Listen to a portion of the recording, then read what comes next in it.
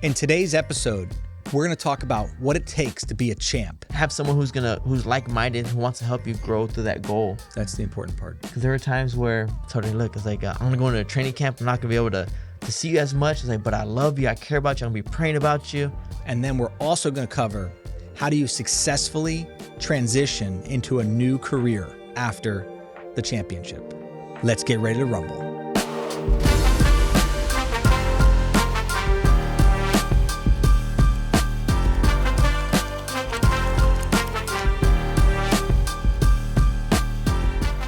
Welcome back to another episode of Kingdom Heirs, where faith meets business, inspiring the kingdom-minded entrepreneur.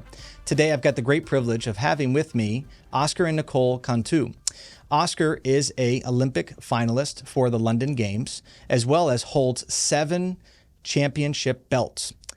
Today, he's going to talk about what it takes to be a champ, and then also how do you successfully transition into your next career once the fight is over. Welcome. How are you guys doing today? Oh, we're doing good. Doing great. Happy you're here. Yes, thank you for having us. Absolutely. So, Oscar, champ, What's going on? you ready for this? I'm ready. All right, good. So, tell me, what belts do you hold?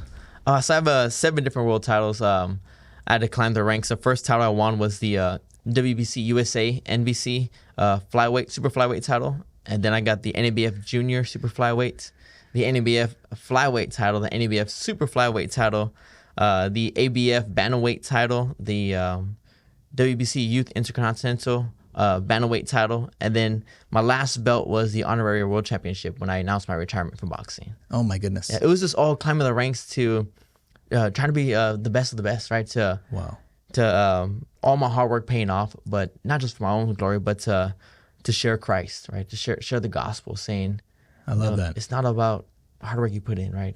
It's a free gift from God. Ah, that's awesome. What would it be? The purpose.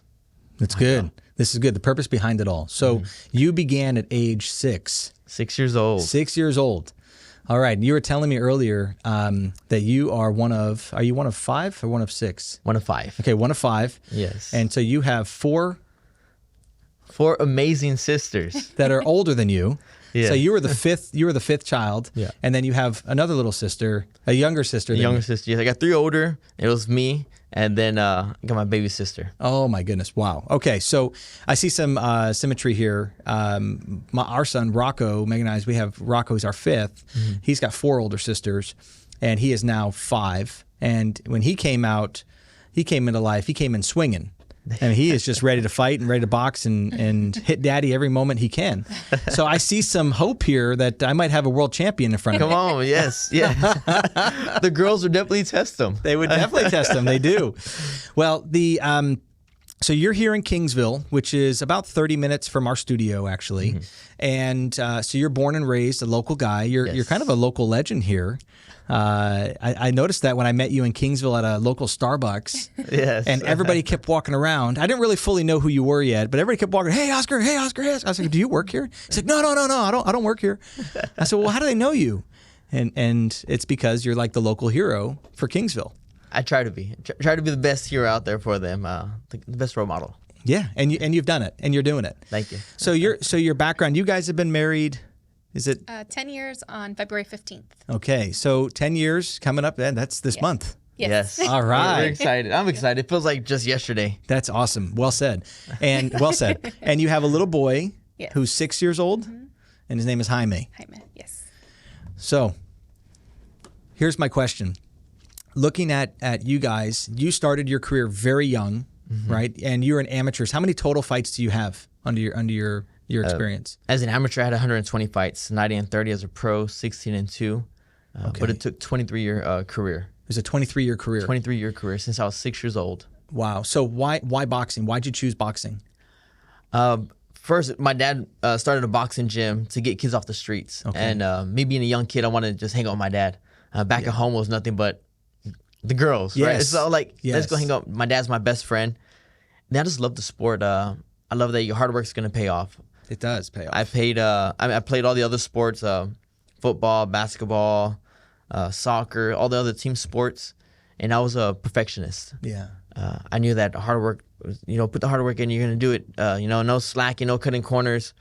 And boxing was just the one that stuck out to me. At 12 years old, I won my first national title. And I was like, I'm good at this. Right? Yeah. I don't have to be big. I wasn't big for football. No, you weren't. No, you're definitely a big guy for football. I was more running fast because I didn't want to get tackled. No, all they would big hurt guys. you, man. I was like, come on. And boxing was it. And it was a platform that I used to give God the glory. I love it, man. That's awesome.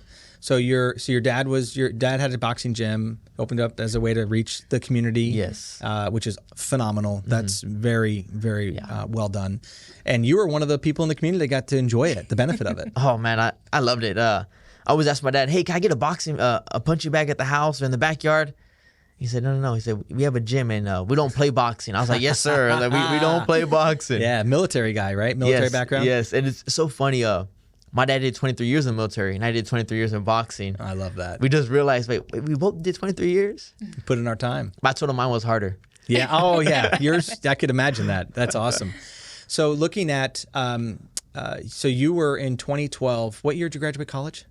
What year did you go to college? What year is your time frame? My time frame in college was during that time. Okay. 2009 is when I graduated high school. Then after that, went into college. Then after that, went to seminary school, finished that. Okay, so you finished with a seminary degree. Yes. While you're obtaining champion belts. Yes. I love this. Yeah.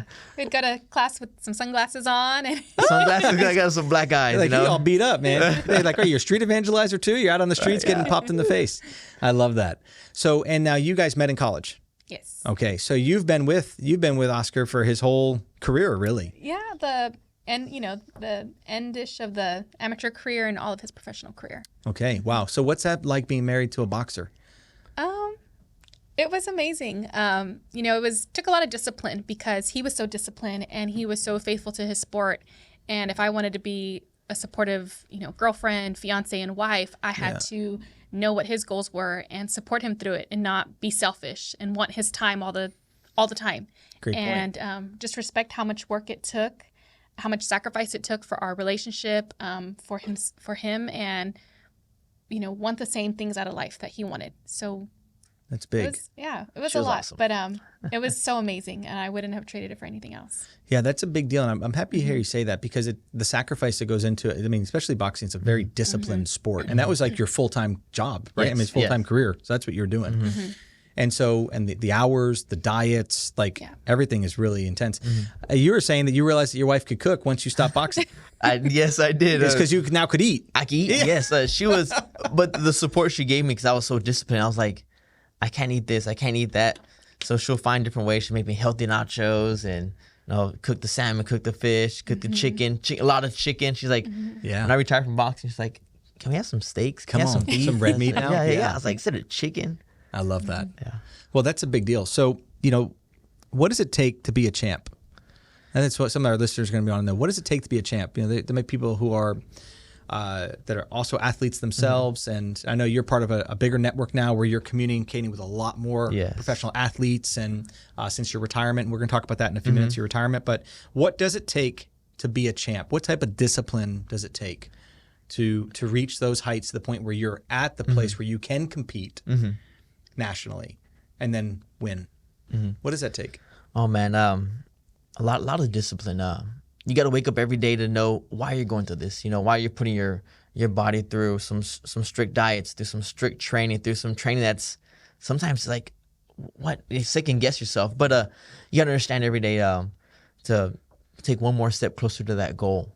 Right. I like to say win the day. Right. Win the day. Win the day. And not have fear of failure. Go out there and just keep on going. Keep on pursuing it. Keep on training hard, and your hard work's gonna pay off. That's what one champion, Rocky Juarez, a champion I looked up to. He was a silver medalist in the Sydney Games.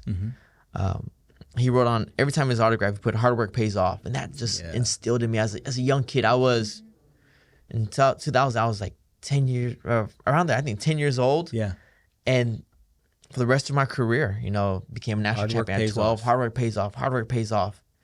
And that's what it takes. But you do have to, like my wife was saying, prioritize your time, right? And say, hey, have someone who's like-minded, who wants to help you grow through that goal. that's the important part. Because there were times where I told her, look, I was like, I'm going to go into a training camp. I'm not going to be able to see you as much. I was like, but I love you. I care about you. I'm going to be praying about you. Yeah. And she was there. She didn't step into the boxing gym because that was like my sanctuary, my safe place. Yeah. Until I turned pro.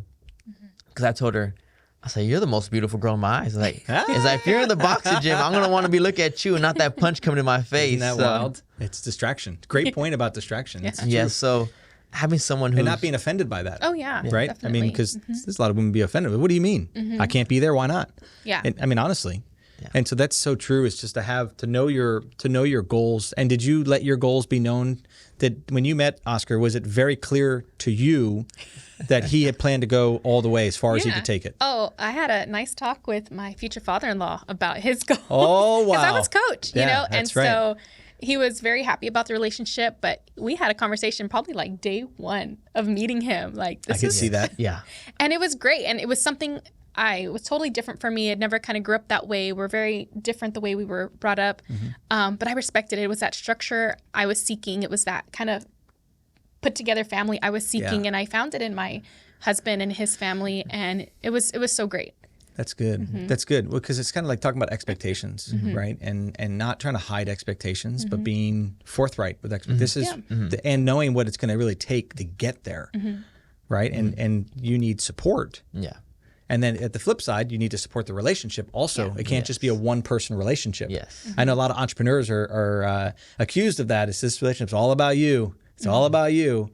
And at times it's true because we seem to be like the front runner. But without our spouse, there's no way we could actually do it. Yeah. And I think that just needs to be said even more. That's why I love why you guys you're both through here because you wouldn't have reached championship 7 times if you didn't have the support of your wife. Yeah.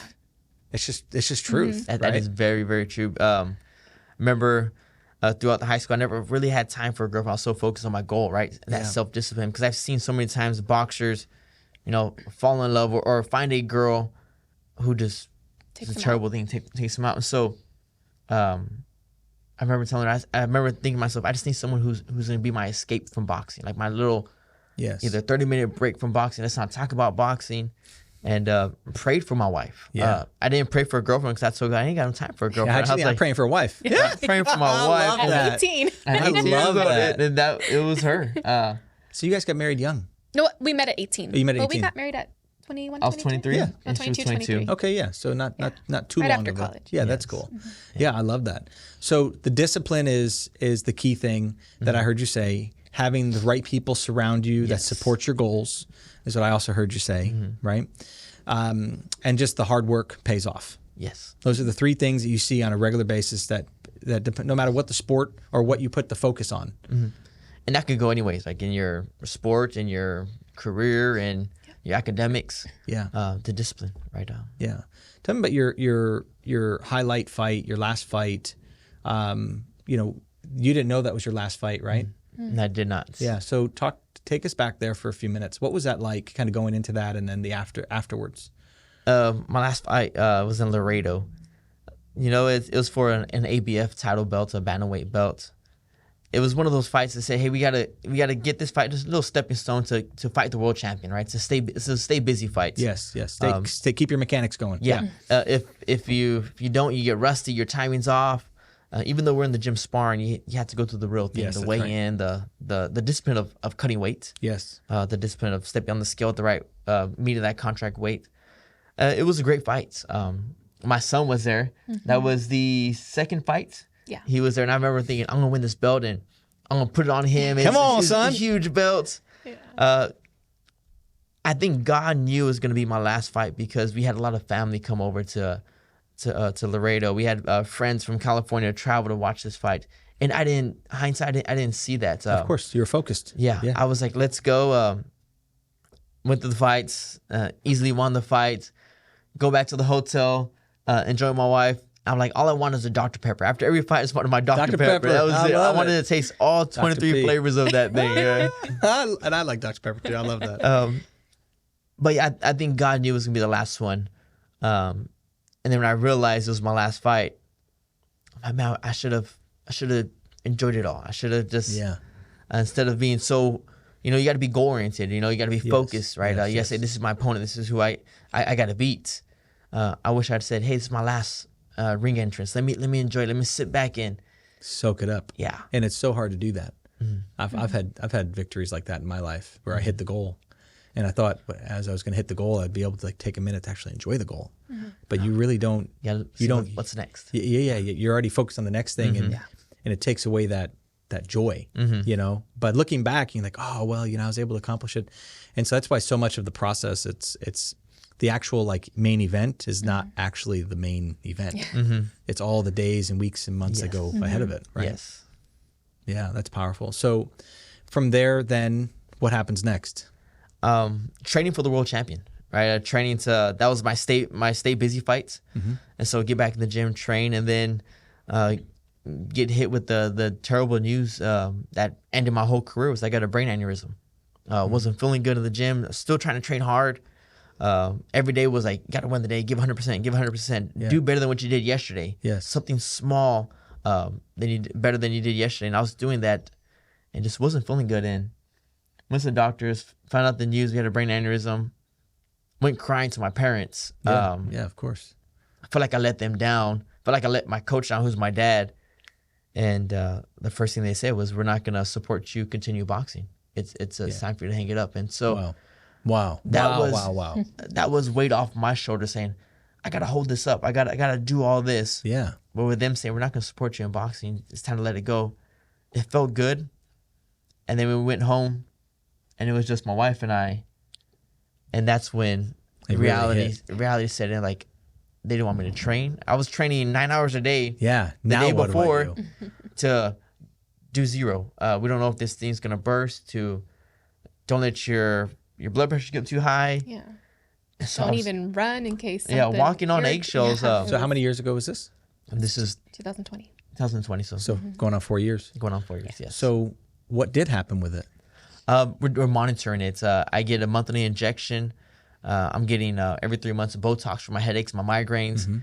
I've been having some great days, but when a bad day comes, it's terrible. It's behind my left eye. Yeah.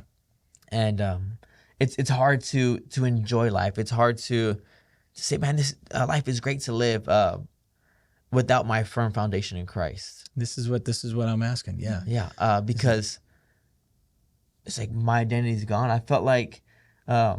Yes. Yeah. No, we know it's real. Yeah, It's real. I felt like I died. Yes. When boxing was over, as an athlete, as 23 years of my life, I felt like Lil Oscar was dead. Yeah. I mentally had my own funeral in my mind. Yeah. And when I mean that, I truly mean that. I was just restless nights at night saying, what do I do? Yeah. Yeah. Powerful. It's so, wow. Those questions those are like the cries out. Yeah. Crying out to God. Like, why? Why me? Yeah. And why this? And now what? Yes. And now what? And the now what is, again, having a wife who's going after Christ just like you and wants the best just for you. walking the journey with you. Yes. And you're not alone. And she was like, I'm praying for you. I'm praying for you, baby. And I'm eating my pains away. Yeah. Tearing up bad food. And I remember just the reality of I'm still alive. Yeah. That's right. I still have more to give. Because it could have ended. Yes. Literally, it could have ended in the ring. It Yeah. could have ended at any moment. Honestly, I mean, that's right. I was like, I'm here. And so it's like, I'm here. What am I going to do with it? Am I going to be, I'm here, eat hot Cheetos and Mountain Dew all every day? No. I want a purpose. What's my purpose? That discipline new again. purpose. Bring that discipline again. Let's go. love And let's that. share this, right? What good is it for me to keep it all to myself if I'm not inspiring the next champion? This is good. This is great. It kind of brings me to my next question that I had was, how do you successfully transition into a new calling, a new career, a new focus? And you've done that and you're doing it. You're actively doing it. You're still doing it, right? Yes. And you're walking it out. So you've used your platform of your championships and your discipline, and you now take that and you bring it to the youth. Yes. And to adults, but you use your experiences to share. You're a motivational speaker. Yes. You're an evangelist. I mean, you use your platform. Yeah, And tell me more about that. When you walk into a room, we can all walk in a room and everyone thinks we're the same, right? We're equal. But when someone brings out a world championship belt, Yeah. eyes open up. Kids start listening. The ones who are like, "Oh, I'm the street fighter. I'm good." They're like, "Oh, this is a boxing. This is a champ. I want to listen to him." It's a disciplined fighter. Yeah. And so, their eyes open up, their ears open up, and their hearts open up to hear what I got to say. And I truly believe God put me on that hard road of discipline for 23 years, because this new fight, it's not easy. Yeah. Getting in front of all these kids, getting in front of different attitudes, getting in front of different struggles. Yeah. You could go from one kid who has everything to another kid in the same group who he's like, I'm fighting every single day just to get a meal. I'm fighting every day just to walk back home. Yeah. To share life with them. To share that you can achieve your goals. Yes. Right. Kingsville's not a big town; it's a small town. But to say, I don't know your struggles, but I know how hard it is to win that goal. I know how hard it is every day to have that self-discipline. And that's what I'm doing now. The purpose to wake up saying, all right, God, what next? Yes. All right, God, who you putting on my heart to talk to, right? Boxing world is a tough world. It's a world that a lot of kids go to, even adults go to as their last chance, their last resort, saying, this is all I have. I could take a punch or I could give a punch. Yeah. I could either become a contender or I could become, just another boxer and make some money. But in my life, I knew at the age of 8 years old that God has something bigger for me. 8 years old, my dad gave me he said, this is your first trunk, so you can design it however you want. All I wanted to put was WWJD. Come on, what would Jesus do? What would Jesus do? I love that. I just want to drop that little seed for everyone to see. Yeah. And so, again, what am I doing now? Am I gonna brag about myself? About I'm quick to anger. I have no patience. Yeah. Sometimes I'm not the nicest guy out there. Yeah. But I want to show them and share about a God who is slow to anger, who is patient. Yes. Who cares about each and every one of us. And so that was what my career was about. Yes. Not boasting about myself, but to boast about God, what He's done in my life. And it's powerful. That's your testimony. Yes, but for athletes, it's tough. It is hard. It's a hard road to be a professional athlete as well. Mm-hmm. Nicole, what was it like watching Oscar go through that transition? And did you see a light at the end of the tunnel, or did you think it was going to end bad? Oh, I always had faith and hope that, because we know that it doesn't always end well for professional athletes. Mm-hmm. Like after they get news like this, it doesn't always end well. So you saw that there was hope. Because when we caught it, we had to stop and remind him he still a husband and a father, and we knew the career was done. Yeah. And it was hard because it was just truly what he was amazing at and the talent God gave him. Yes. And what he loved and what we all loved as a family became a whole family affair. Yes. Boxing's very family oriented if you allow it to be. It is, yes. And so we had to just stop and remind him, you're still a husband. You're still a father. Life's going to keep going on. Yeah. I know you're going through pain, but you're still okay. You're still going to have more life left. And just transitioning to what next. And he was already, as a professional boxer, speaking at schools, encouraging kids, going to different kinds of rallies and things, and stopping and realizing, that's the purpose you have. You got called to go to seminary school while you were still in your boxing career. Why? Why did you do that? God's still wanting to use you for so much more. He saw what was going on. Yeah. Mm-hmm. And he was just preparing him along the way. That's huge. That's a big deal. Yeah. It's...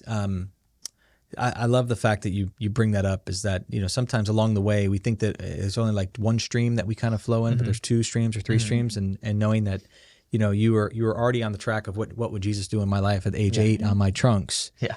And to realize that there's a purpose and a calling that we have as followers, as believers, as abiders, people who abide in Christ, people who abide in God, who seek Him first, and to share that with people.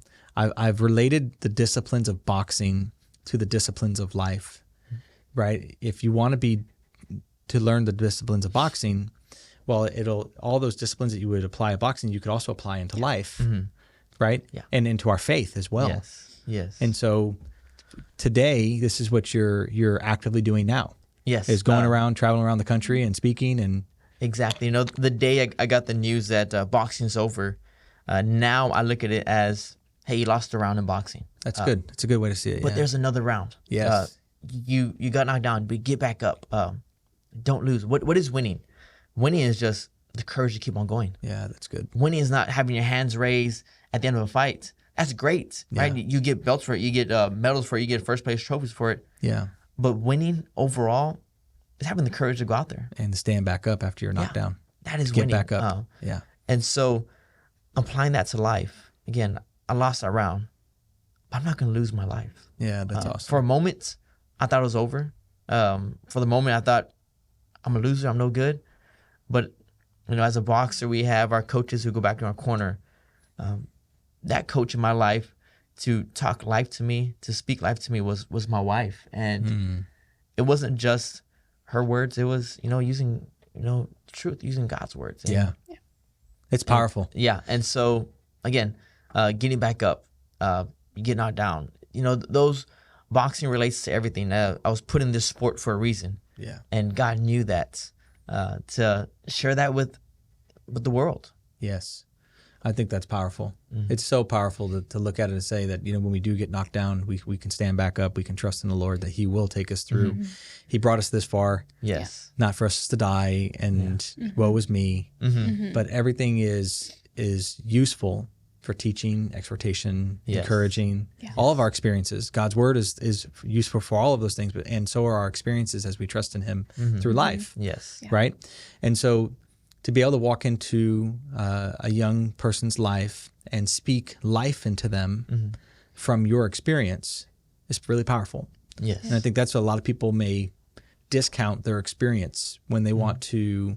I'm talking about like people are listening right now. They may discount what they've experienced and how it can help other people. And then negatively, what you've experienced negatively, how it can help other people. And what you've experienced positively can also help shape. Exactly. We have that, you go through a test, you have a testimony. You go through that mess, you have a message, right? What I've went through,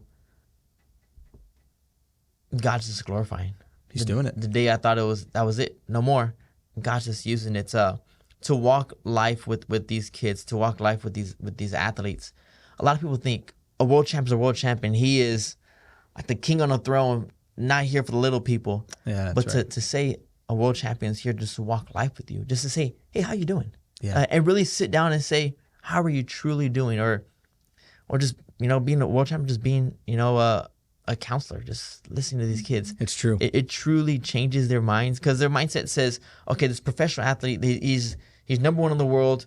He's not going to care about these little people. Yeah. But God didn't make me a world champion so I could forget about these little people. No, he made me a world champion so I could pour into these little people and speak life and speak love, and not just myself, but through our life, through our journey. That's it. Sometimes in my journey, in my career of boxing, it's not for me to share, but it's for my wife to share, because there are some women, there are some girls, or even some guys who are thinking about their future wife. Yeah. And I want them to say, this is, so it's not just my story. It's a great example of our story, of what life looks like together. Yeah. I was thinking about, as you were saying that, talking about, athletes, I was thinking about a lot of, business owners, entrepreneurs, and successful people in life. They have so much to share. If they share it from a humble position, it's very powerful. If they share it from a prideful position, an arrogant position, it's very, it's like, I actually don't want to hear it from you. Thanks. I think that there's something to be said about a humble, successful person. They're like a magnet. People want to just flock around them, who are warm, who are friendly, who give good advice, who share from a humble perspective, right? I mean, you know what I'm talking about? Versus being arrogant and cocky and... They think, prideful. a lot of champions have, the bodyguards around them, and I can't touch him. I can't even go talk to him because, back away. This is the champion. Back away. Yeah, right. That was never me. If someone wants to come up to me, let them. Yeah. I want to just give life, even just shake my hand. Yeah, right. That's a big deal. I want them to see Jesus in me. Yeah, that's right? I was like, huge, that man. was my whole life. Let them see Jesus in me. Yes. As a boxer, when I step in the ring, it was never personal. It's just business. Yeah, Come on, man. I got to punch my opponent. It's, I'm gonna take you down. Sports, right? Yeah. But when I step out, I'm here to walk life. Yeah, I love that. I am not. There's some boxers that have like we joke around that their bodyguards like the stone wall. Yeah. My bodyguards were. We joked around like, hey, you're my bodyguards, do this. we call them the picket fence. Yeah, the picket fence. Yeah. I was like, because one was tall, one was short. Yeah. I was like, we got the picket fence here. But I would love say it. if someone wants to come and talk to me, let them talk to me. If Yeah. the greatest thing is as a professional boxer, as a world champion, is when I'm eating a meal, I see a kid look at me, or sometimes I'm so focused on what I got doing next. That's who I am. Yes, thinking My about wife it. would be like, hey, they're looking at you. They want to talk to you. Yeah, They want to take a picture with you. they do. Yeah, and he's like, okay. Yes, let's do that. Yeah. I would drop everything for someone. Yeah. Because, I thought my life was over. I thought nothing was there. But this is the fight. This is the purpose. This is the wake up. This is the discipline of, okay, now I'm not training no more. Now I'm not running all these miles. Now I'm not training 9 hours a day. But my training is, hey, I gotta be knowledgeable on putting all my thoughts together, putting all my life experiences together, and how could that break down and help out this athlete. I'm the chaplain for the university's football team, the Hollywood football team. Yes. And even though I did not play football, the discipline of boxing, the discipline of being an athlete, It all transfers. goes to it. Yeah, and it then, all transfers. Sometimes it's a kid who's going to engineering school. The discipline of, hey, you don't really want to do your work right now. I didn't want to wake up and run 7 miles. I didn't want to do this. That's right. I'd rather just stay home. When I first got married, that was a big test of, are you going to become a champion? Are you going to make it? Or are you going to break it? And that's what my dad told me. What are you going to do? Yeah. The selfish one guy, the selfish Oscar that I see in the mirror every day says, hey, go back in bed and just go fall asleep with your wife. She's beautiful. She's amazing. It's who you prayed for. But on the flip side, I got to beat that guy every day in the mirror. That's it. I'm the lazy guy. You got to beat that guy in the mirror and say, keep on going. And so that applies to everything. That's good. That's great advice. To beat ourselves, because we are lazy. Yeah. It's so easy just to eat another tub of ice cream and just sit on the couch and say, well, tomorrow I'll work out. I'm speaking to myself right now. There's that famous Rocky quote, there is no tomorrow. There is no tomorrow. We're not guaranteed tomorrow, so what are we going to do that. today? That is so awesome. That reminds me of, I use this a lot. I say, today is the day of salvation. Today is the day. And I know it's a spiritual application, get right with God today, because we don't have tomorrow guaranteed. But I'll use that for work as well. Yeah. I was like, oh, no. Today is the day. We're getting it done today. Let's not put it off for tomorrow, what we can do today. Right? Yes. Well, that's powerful. So this is, you're still a young man. And we were talking about this earlier. You're 32 now? 33. You're 33 years old. And so you guys still have your whole lives in front of you, which is huge. And I think what's great is that you know that you've already accomplished some of the things that people will never accomplish that aspire to, and you've already accomplished them. And so what's next on your heights? What's next for you that you're pursuing? Share with us kind of like your vision for your life. What do you see? What are you dreaming with God on right now? My big God vision, my big God goal is not just becoming a motivational speaker, but letting that open up the doors to share Christ, to be an evangelist, to share. As I shared with you earlier, I was like, I don't want to boast about myself. I did some great things. People want to hear about it. Yeah, they want to hear that, but I can't boast too much about myself because what is the true life? What is something that's going to change? What's it all about, really? Yeah, what is it all about in the end of all? In the end, it's well done, my faithful child, right? We want that to happen. We want people to surrender their lives to Christ, to find out who they truly are. They have questions about the creation. Let's point them back to the Creator. Yeah, that's good. When I was a young kid, I've always wanted to become a world champion. And I also always wanted to become, a motivational speaker, going to schools and having people want to hear me speak. Absolutely. Even listen to me. I love that idea. Sounds and then great. now that I retired from boxing, now that I became a world champion, and I'm like, no way, God. Really? That can happen. I'm a motivational speaker. People are actually calling for me to go to their town and go speak to them, share life with them. Yeah. And we laugh about it because my wife, she graduated with a communications degree. She's like, oh, this is perfect. And she's like, this is what I'm here for. She's like, this is my alley. She's like, you're taking my job. Yeah, we like flipped. I love it. But it was great. But do you see how the partnership works? Yeah, and now it's fun because I get to, help them prepare because This I'm is like, awesome. this is my background.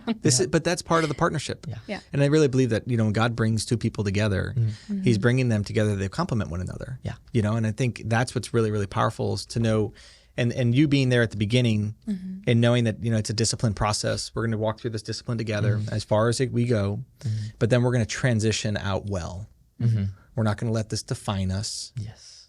Right? Because that's the key thing. A lot of people's devastation moments in their life, they let that be their definition. I was doing this, but they allow that thing that knocked them down to prevent them from ever dreaming with God again, from ever pursuing their passion or their calling in life. And so I think being rooted and established in Christ is, you guys are a walking testimony of that, of what it looks like to be rooted and established, even as you're pursuing and hitting mountaintop goals and championships. You remain rooted and established. And that's why you've successfully transitioned out into a new career. I mean, that's what I see. I mean, that's my takeaway for what I'm seeing here, is that you remained in Christ and you kept short accounts and like, all right, here we go. Yeah. We can do this together, God.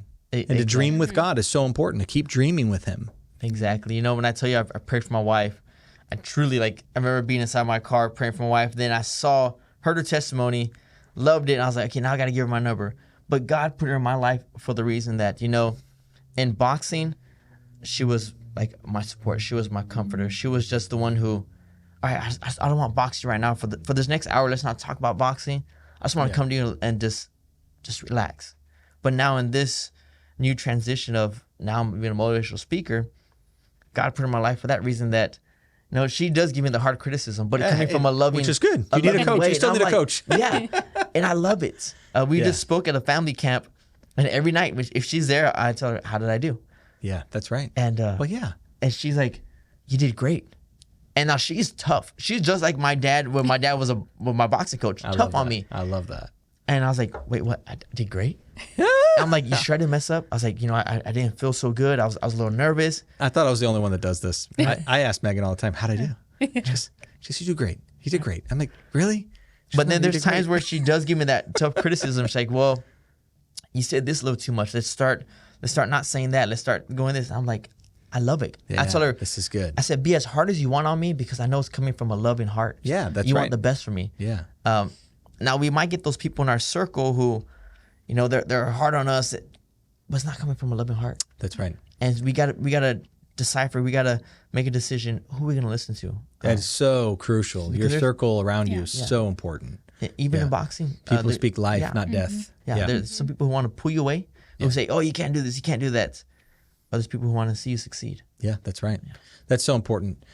As we wrap up this conversation, I appreciate you sharing your story with us and together to see how you guys have transitioned together. Because as we said, it wasn't just you. It wasn't just you that was winning championships. It was you and your family winning championships together, because it takes that group effort to help you get there, right? That partnership. Yes. And I think that's what's really powerful about it. And then when that ended, it wasn't the end. It was just the next chapter. Exactly. And to transition to the next chapter as gracefully as you're doing is really, really powerful. Yes. Because that's what shows other people that there's life after something. There's some people that they just don't make it. They might win the World Series, they might win the Super Bowl, and they that's all they ever dreamed about, and then they crash and they're done. And I mean, some people have committed suicide. There's a number of things that people just ended, or they're on the streets because they didn't have that foundation, right? And that's what Christ brings in our life. Yes. Because he is the water, we're the fish. We don't live outside of the water. Yes. Fishes don't live outside the water. We need to daily be connected to the living water, the living source. Come on. And so I think that's what's super powerful about hearing your story. Yes. And the earlier you can build that foundation, the better. Yes. In life. Yes. And that's why it's generational. Yeah. And so we've got to be raising our kids with this mentality, this understanding of being connected to their Heavenly Father, because that's what allows them to succeed in life. It's not dollars and cents. It's relationships. Yes. It's always about relationships. So thank you guys for being here. Oh, no, thank you. I love this. I love that my wife joined me here. It's powerful. Because she was definitely one of the main reasons that being successful as, my professional career, then even after that, speaking. Yeah, it's still going. Yeah. I'm excited to see. And serving. Yeah. I mean, I love this. You guys are a great example of community servants and who have a heart for the community, using what you've got and just blessing. And so I'm excited to see what God's going to keep doing in your lives. Amen to that. Amen. I'm excited. I'm like, all What's right, God, next? I have a mindset of saying, let's go when God's on the driver's seat. I was like, let's go. Yeah. Let's go. If you want me to go to wherever, back and forth, I am there. I was like, let's go. That's my mindset. I love that. Well, thank you again. Hey, guys, if you liked what you heard, if you would please like, subscribe, and ring the bell. If you would also comment down below, if you've got a question for Oscar and Nicole, go ahead and comment down below. They'll get back to you. They'll be able to respond back to you. We're going to include his socials, and that way you know how to connect with them. But these are great people, and here to inspire you to continue to reach new heights as well. So thank you so much. God bless you, and we'll see you next time.